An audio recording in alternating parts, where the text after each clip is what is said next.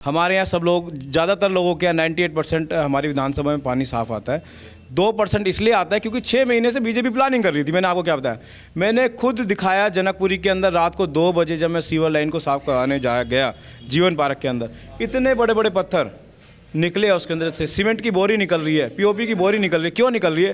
क्योंकि भारतीय जनता पार्टी के जो प्रत्याशी है ना, उन्होंने वो शरारत करी है, वो गंदी राजनीति करी है जनकपुरी के अंदर। एक पार्षद 5 साल के अंदर अपनी संपत्ति को 150 गुना बढ़ गई। लेंटर माफिया मैं हूं या भारतीय जनता पार्टी का प्रत्याशी है, ये उनकी संपत्ति बताती है। दूसरी ओर 2017 में मैंने चुनाव लड़ा था और मुझे आज 2025 में दोबारा चुनाव लड़ रहा हूं। मेरी जितनी इनकम थी वो आज भी उतनी इनकम है। तो लेंटर माफिया मैं हूं या वो भारतीय जनता पार्टी का प्रत्याशी है, जनता बता देगी। आज फिर योगी जी आ रहे हैं, मैं कह रहा हूँ मोदी जी भी आ जाए, अमित शाह भी आ जाए, राजनाथ जी भी आ जाए, सारी भारतीय जनता पार्टी उतार देना जनकपुरी के अंदर। मेरे स्टार कैंपेनर मेरी जनता है, वो घर घर जाके अपील कर रही है लोगों से वोट करने के लिए। मैं चुनाव नहीं लड़ रहा जनकपुरी से, मेरी जनता चुनाव लड़ रही है। मैंने 7 साल निगम पार्षद के तौर पे सेवा करी है और जो भी समस्याएं थी मेरे से जितना भी हो पाया मैंने काम की।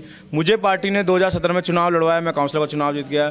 2018 में मुझे यंगेस्ट लीडर ऑफ अपोजिशन मुझे साउथ कॉर्पोरेशन का बनाया, मुझे दिल्ली की सेवा करने का मौका मिला, मैंने दिल्ली की सेवा करी। तो एक अनुभव के साथ, एक यंग उम्र में, यंग एज के अंदर कॉर्पोरेशन का wide experience with Delhi government का जब कॉम्बिनेशन बनेगा तो 1 मैन आर्मी 1 विंडो आपको, मतलब एक व्यक्ति ऐसा मिलने वाला है प्रवीण कुमार, जिसके पास आप नगर निगम की कोई शिकायत लेके जाएंगे विधानसभा की, तो प्रवीण ये नहीं कहेगा कि यार मेरे पार्षद नहीं है यहाँ पर, ये तो नगर निगम का काम है, निगम पार्षद का काम है। नो, प्रवीण कुमार उस काम को करके देगा।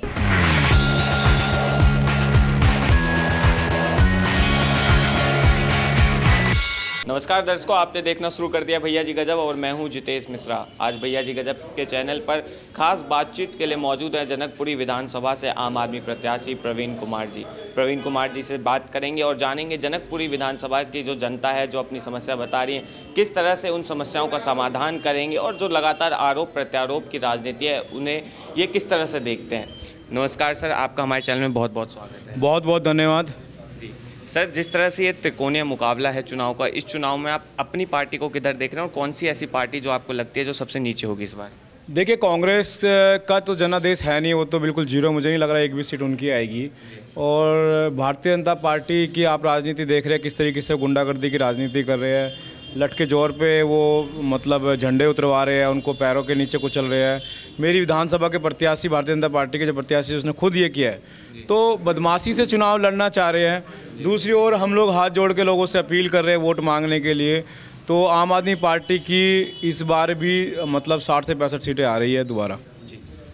जैसा कि आपने इस शुरुआत में बात की कि झंडे उतारे जा रहे हैं, बीते दिनों मैंने भी एक वीडियो देखी जहां पे भाजपा प्रत्याशी आपके झंडों को नीचे उतरवा के वहाँ भाजपा का झंडा लगा रहे हैं और कुचल भी रहे हैं आम आदमी पार्टी के झंडों को पैरों तले। किस तरह से देखते हैं, कैसी राजनीति मानते हैं इन चीज़ों का? देखिए, मेरे हिसाब से ये गंदी राजनीति है और झंडा चाहे वो देश का तिरंगा हो, चाहे किसी भी पार्टी का हो, हम सब के लिए सम्मानित है।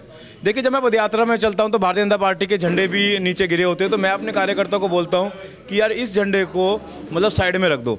या कोई कार्यकर्ता अगर किसी के स्टिकर पे स्टिकर भी लगाता है, झंडे को उतारने की कोशिश करता है, तो मैं समझाता हूं कि यार ये गलत काम है। हर आदमी को लोकतंत्र के अंदर अधिकार है प्रचार करने का। आप अपना प्रचार करिए, आप अपनी वोट की अपील करिए।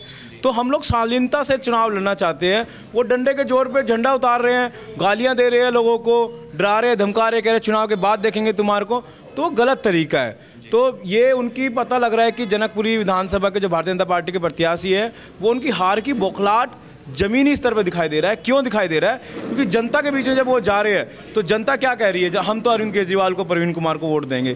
अभी क्या हुआ, योगी की रैली के अंदर लोगों ने मुझे बताया कि भैया आपके अरविंद केजरीवाल जी को आपके नारे लगे हैं। लोग कह रहे हैं कि भैया हम तो सिर्फ देखने आए थे, वोट तो हम झाड़ू को ही देंगे, प्रवीण कुमार ही यहाँ पर चलेगा। तो ये सब काम की राजनीति है। मैंने लगातार 7 साल निगम पार्षद के तौर पर यहाँ पर जनता की सेवा की है।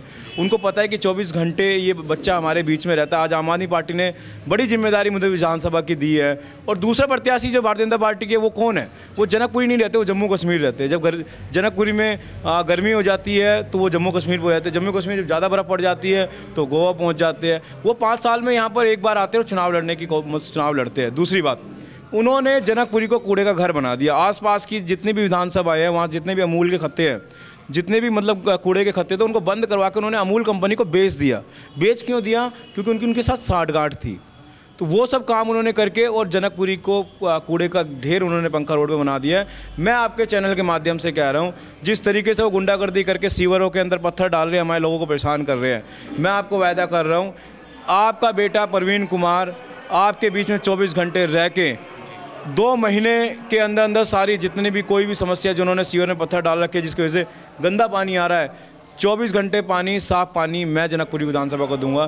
सारे सीवर की कोई समस्या जहाँ उन्होंने पत्थर डाले पत्थर निकलवा के आपकी लाइनों को साफ करवा के दूंगा। और जो कूड़े का ढेर उन्होंने जो कूड़े का घर जनकपुरी विधानसभा को बना दिया है उसको जीरो गार्बेज करके 2 महीने के अंदर जनकपुरी विधानसभा को मैं दूंगा। मौजूदा विधायक राजेश ऋषि जी थे पहले यहाँ से, पर क्या ऐसे कारण रहे कि राजेश ऋषि पर इस पर विश्वास नहीं जताया गया आम आदमी पार्टी को? क्या ये हार का डर था जनकपुरी विधानसभा से? देखिए, मेरा मानना है कि जो राजेश ऋषि है उनके लिए मैंने 2-2, 3-3 बार चुनाव में काम किया, तीनों बार, और मैं एक आम आदमी पार्टी का सिपाही हूँ। पार्टी ने जो जिम्मेदारी मुझे दी है मैंने ईमानदारी से निभाई है। उनको 3 बार मौका दिया पार्टी ने, उनको चुनाव लड़वाया। मुझे 2 बार निगम पार्षद के रूप में मौका दिया, मैंने चुनाव लड़ा।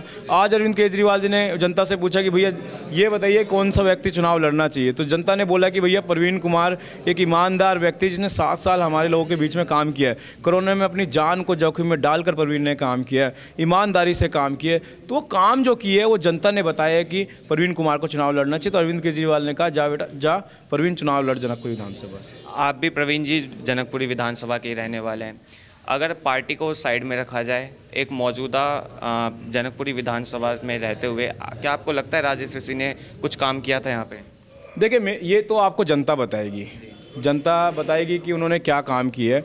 मैं अपने ऊपर चुनाव लड़ रहा हूँ। मैंने आपको क्या कहा, मैंने 7 साल निगम पार्षद के तौर पे सेवा करी है और जो भी समस्याएं थी मेरे से जितना भी हो पाया मैंने काम की। मुझे पार्टी ने 2017 में चुनाव लड़वाया, मैं काउंसिलर का चुनाव जीत गया। 2018 में मुझे यंगेस्ट लीडर ऑफ अपोजिशन मुझे साउथ कॉर्पोरेशन का बनाया, मुझे दिल्ली की सेवा करने का मौका मिला, मैंने दिल्ली की सेवा करी। तो एक अनुभव के साथ, एक यंग उम्र में, यंग एज के अंदर कॉर्पोरेशन का wide experience with Delhi government का जब कॉम्बिनेशन बनेगा तो 1 मैन आर्मी 1 विंडो आपको, मतलब एक व्यक्ति ऐसा मिलने वाला है प्रवीण कुमार, जिसके पास आप नगर निगम की कोई शिकायत लेके जाएंगे पूरी विधानसभा की, तो प्रवीण ये नहीं कहेगा कि यार मेरे पार्षद नहीं है यहाँ पर, ये तो नगर निगम का काम है, निगम पार्षद का काम है। नो, प्रवीण कुमार उस काम को करके देगा। दिल्ली सरकार का कोई काम होगा, पूरी विधानसभा की मेरी जिम्मेदारी है, मैं करके दूंगा। तो जनता को वो वाली जो राजनीति है ना भाई, ये काउंसलर, ये एमएलए, ये एमपी का काम है। प्रवीण कुमार आपको एक एक्सपीरियंस मिल रहा है जो आपको ये कहता है कि कोई भी काम होगा जनकपुरी विधानसभा का, किसी भी एजेंसी का होगा, किसी भी डिपार्टमेंट का होगा, वो मैं करके दूंगा, मैं जिम्मेदारी ले रहा हूँ। पर जब हम जनकपुरी विधानसभा की जनता से बात कर रहे हैं इन दिनों, तो जनकपुरी विधानसभा की जनता का कहना है कि अरविंद केजरीवाल के वादे थे कि लंदन पेरिस बनाएंगे, पर जनकपुरी विधानसभा इस वक्त जो लोग यहाँ पे रह रहे हैं वो नर्क की ज़िंदगी में रह रहे हैं।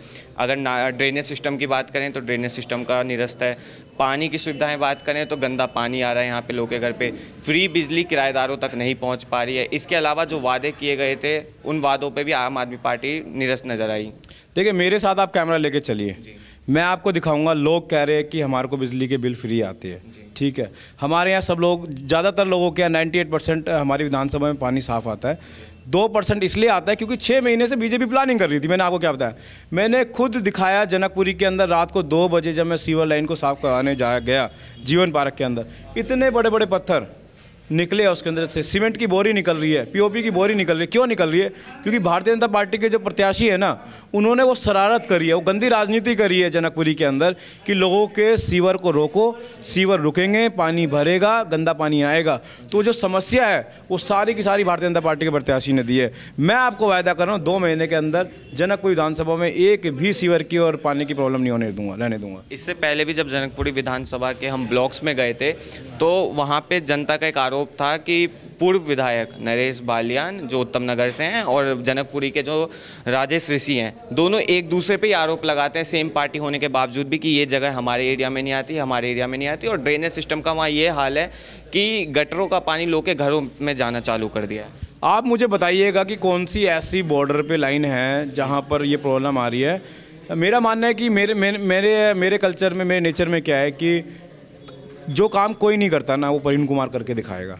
मतलब अगर वहाँ पर ये इशू आ रहा है कि यार ये उत्तम नगर का, ये जनकपुरी का, तो मैं आपके चैनल के माध्यम से कह रहा हूँ उस जगह को मैं गोद लूँगा, और मैं उसको करके दूंगा, आप मुझे बता दीजिएगा, वो समस्या मैं दूर करूंगा। भारतीय जनता पार्टी के प्रत्याशी हैं जनकपुर से आशीष सूद, वो आप पे आरोप लगाते हैं कि आप एक लेंटर माफिया हैं और अपने रैलियों में ऐसा कहते हैं कि अगर आपको वोट देंगे, जिताएंगे, तो क्या एक लेंटर माफिया किसी के लिए कुछ काम कर सकता है? असल में देखिए, दो चीज़ें हैं। मैंने जब 2017 का चुनाव लड़ा तो मैंने कहा था जी मुझे विश्वास करिएगा, मैं पहली बार चुनाव लड़ रहा हूँ, आपके लिए काम करूँगा। 2022 में मैंने लोगों से कहा जब निगम का चुनाव लड़ा कि अगर मैंने आपके यहाँ लेंटर से पैसे लिए होंगे तो मुझे वोट मत दीजिएगा, अगर मैंने आपके यहाँ काम किया है कॉलोनी के अंदर, क्षेत्र के अंदर, तो मेरी मजदूरी दे दीजिएगा। लोगों ने पहले से ज़्यादा वोटों से जिता के भेजा। आज फिर आपके कैमरे के माध्यम से कह रहा हूँ, अगर मैंने लेंटर से पैसे लिए हैं तो मुझे वोट मत दीजिएगा। मैंने अगर काम किया है इस क्षेत्र के लिए तो आप मेरी मजदूरी दे दीजिएगा। दूसरी चीज़, लेंटर माफिया मैं नहीं, भारतीय जनता पार्टी का प्रत्याशी है। वो क्यों है? 2012 के अंदर उन्होंने निगम का चुनाव लड़ा था, 17 वोटों से चुनाव जीते थे। उसके बाद उनकी पार्टी ने टिकट काट दी। क्यों काट दी? क्योंकि उनकी जो संपत्ति थी ना, 2012 में जो संपत्ति थी वो 2017 में जो उन्होंने रिटर्न भरी है वो 150 गुना बढ़ गई। वो कैसे बढ़ गई 150 गुना? एक पार्षद 5 साल के अंदर अपनी संपत्ति को 150 गुना बढ़ गई। लेंटर माफिया मैं हूँ या भारतीय जनता पार्टी का प्रत्याशी है, ये उनकी संपत्ति बताती है। दूसरी ओर 2017 में मैंने चुनाव लड़ा था और मुझे आज 2025 में दोबारा चुनाव लड़ रहा हूँ। मेरी जितनी इनकम थी वो आज भी उतनी इनकम है। तो लेंटर माफिया मैं हूँ या वो भारतीय जनता पार्टी का प्रत्याशी है, जनता बता देगी। जो बच्चे को गाली दे रहा है ना, मैं अपने जनकपुरी के बेटे को, प्रवीण कुमार को, जो गाली देने का काम आशीष सूद कर रहा है, जो गुंडागर्दी कर रहा है यहाँ पर लटके जोर पर डंडे उतरवाने का, झंडे उतरवाने का काम कर रहा है, जनता इस बार 5 फरवरी को 2 नंबर का झाड़ू का बटन दबाकर बताएगी कि प्रवीण कुमार ईमानदार है। कल यहाँ पर योगी आदित्यनाथ भी आए थे, तमाम ऐसे नारे लग रहे थे, बुलडोज़र बाबा दिल्ली आएंगे तो समस्याएं दूर होंगी हमारी। इसी बीच योगी आदित्यनाथ ने एक आप लोगों को चैलेंज दिया, अरविंद केजरीवाल को चैलेंज दिया है कि उन्होंने त्रिवेणी संगम में डुबकी लगाई है करोड़ों जनता के साथ। क्या अरविंद केजरीवाल और उनके विधायक और उनके विधानसभा की जनता यमुना जी में डुबकी लगा पाएगी? देखिए, मैं आपको योगी जी के बारे में बता देता हूँ। योगी जी ने 2017 में चुनाव जीता था और वो मेरे निगम के चुनाव में रोड शो करके गए थे।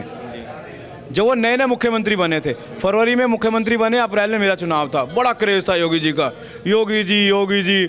उस समय पे वो प्रचार करने के लिए, रोड शो करने के लिए आए हैं। उस चुनाव में मेरी जनता ने कहा कि बेटा प्रवीण कुमार हमारे लिए पहले, कोई योगी मोदी नहीं चलेगा, यहाँ प्रवीण कुमार चलेगा, और जमानत जब्त करके भेजी दोनों प्रत्याशियों की, बीजेपी की और कांग्रेस की भी। फिर 2022 में चुनाव आया निगम का, निगम के अंदर भी योगी जी और अमित शाह जी आ गए, घर घर निकल गए। लोगों ने कहा प्रवीण कुमार बेटा हमारे लिए पहले। दोनों के नेताओं के आने के बाद जनता ने उन दोनों पार्टी की जमानत जब्त करी है। आज फिर योगी जी आ रहे हैं, मैं कह रहा हूँ मोदी जी भी आ जाए, अमित शाह भी आ जाए, राजनाथ जी भी आ जाए, सारी भारतीय जनता पार्टी उतार देना जनकपुरी के अंदर। मेरी स्टार कैंपेन, मेरे स्टार कैंपेनर मेरी जनता है। वो घर घर जाके अपील कर रही है लोगों से वोट करने के लिए। मैं चुनाव नहीं लड़ रहा जनकपुरी से, मेरी जनता चुनाव लड़ रही है। जनता कह रही है इस बार हर आदमी प्रवीण कुमार है, तो मुझे इनसे डर नहीं लगता। मेरी जनता मेरी स्टार कैंपेनर है, वो घर घर जाएगी और इस बार भारतीय जनता पार्टी की फिर जमानत जब्त करने जा रही है जनकपुर विधानसभा के अंदर। जो भारतीय जनता पार्टी के प्रत्याशी हैं, काफ़ी दिग्गज नेता हैं और आपके ही विधानसभा से ही चुनाव लड़ रहे हैं, तो क्या मानते हैं उन्हें आप कंपटीशन है वो आपके? देखिए, दिग्गज नेता को अगर आप कह रहे हैं तो इतनी तो अकल होनी चाहिए कि झंडा वो देश का हो चाहे किसी पार्टी का हो, वो झंडा डंडे के जोर पे उतार के अपने पैरों के नीचे जैसे कुचल रहे हैं, तो मुझे नहीं लगता कि उनके अंदर इतनी भी, मतलब नेशनल पार्टी के, एक नेशनल पार्टी का व्यक्ति जो प्रत्याशी है, भारतीय जनता पार्टी का बड़ा लीडर है जिसको आप कह रहे हैं, उसको इतनी तो समझ होनी चाहिए। जब एक छोटे से कार्यकर्ता को समझ है तो उसको इतनी समझ होनी चाहिए। मेरा कोई कंपटीशन नहीं है, वो दूर दूर तक भी चुनाव में नहीं है। 25 से 30 हज़ार वोटों से इस बार विधानसभा जीतने जा रहे हैं हम लोग। इन चुनावी माहौल में आप अपनी जनकपुरी विधानसभा की जनता को क्या मैसेज देना चाहेंगे? देखिए, मेरा हाथ जोड़ के जनकपुर विधानसभा की सभी अपनी देवतुल्य जनता से अपील है कि 5 फरवरी को 2 नंबर झाड़ू का बटन दबाकर अपने बेटे प्रवीण कुमार को आशीर्वाद दे और अपने आप भी वोट दे, दूसरों से भी वोट लेके आए और वो कहे कि अपना बेटा प्रवीण कुमार इस बार जनकपुर से चुनाव लड़ रहे हैं। कोई भारतीय जनता पार्टी को भी वोट देता तो उसको समझाइए कि हर बार जब भारतीय जनता पार्टी को वोट देते हो आप, इस बार अपने बेटे के लिए वोट करना है, प्रवीण कुमार के लिए वोट करना है। दर्शकों, ये थी हमारी खास बातचीत जनकपुरी विधानसभा से आम आदमी पार्टी के प्रत्याशी प्रवीण कुमार के साथ। बहरहाल अगर इस पर आपकी अपनी कोई राय हो तो हमें कमेंट बॉक्स में ज़रूर बताएं और ऐसी तमाम खबरों के लिए देखते रहिए भैया जी गजब। मैं जितेश मिश्रा, कैमरा पर्सन प्रदीप झा के साथ। धन्यवाद।